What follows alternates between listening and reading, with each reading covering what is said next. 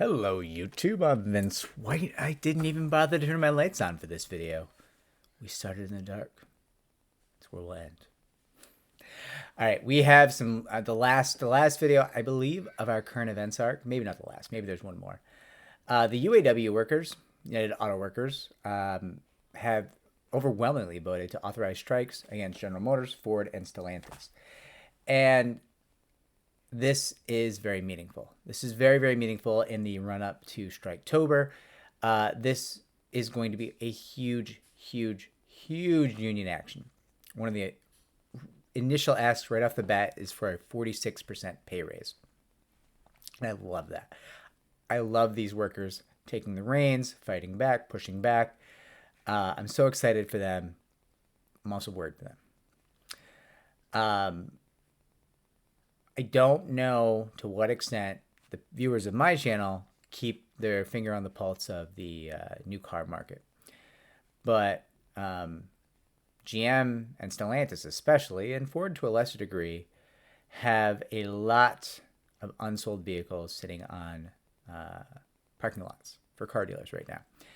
And so what I'm worried about is that GM, Ford, and Stellantis are going to look at this strike as an incredibly convenient excuse to stop producing vehicles for a while without harming their share price to the same extent as if they had to stop producing vehicles because they just have to admit they can't sell them.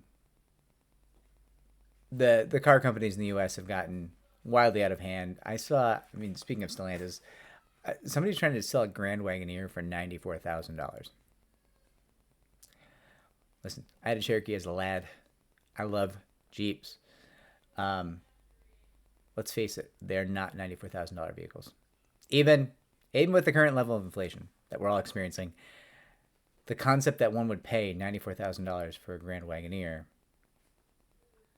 no, I just don't think so. I love my Ford Lightning.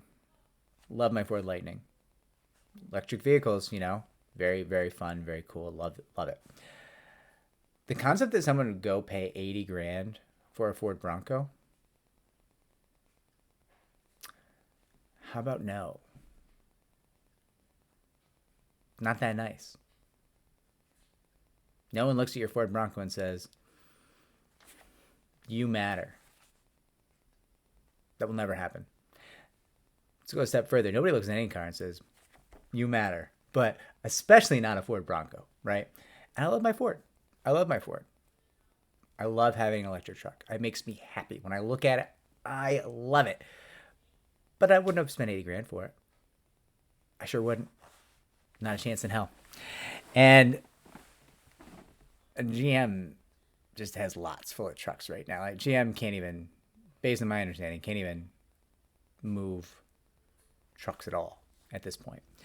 So my concern for this strike specifically is if these auto workers go on strike, these car dealers are going to say, that's good timing.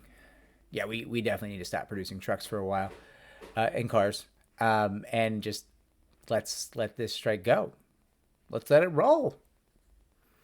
Gives us bargaining power, helps our leverage at the table for this union negotiation, and also helps us to do what we need to do when it comes to just not drowning car dealers in additional new vehicles that they can't sell because we didn't price things correctly and because inflation is out of hand and the U.S. economy is not that great right now. So I take no joy in raising this concern, but it is a concern I have. I will be watching the UAW strike with great interest and great concern and rooting for them every step of the way. I should do a video on the Writers Guild strike. I should. Just a little more ambivalent on the Writers Guild of America. I shouldn't be. Organized labor is organized labor, and I should support them, and I will leave myself a note to create that video soon. Like, subscribe, and comment down below. It helps me to help more people just like you. Take care.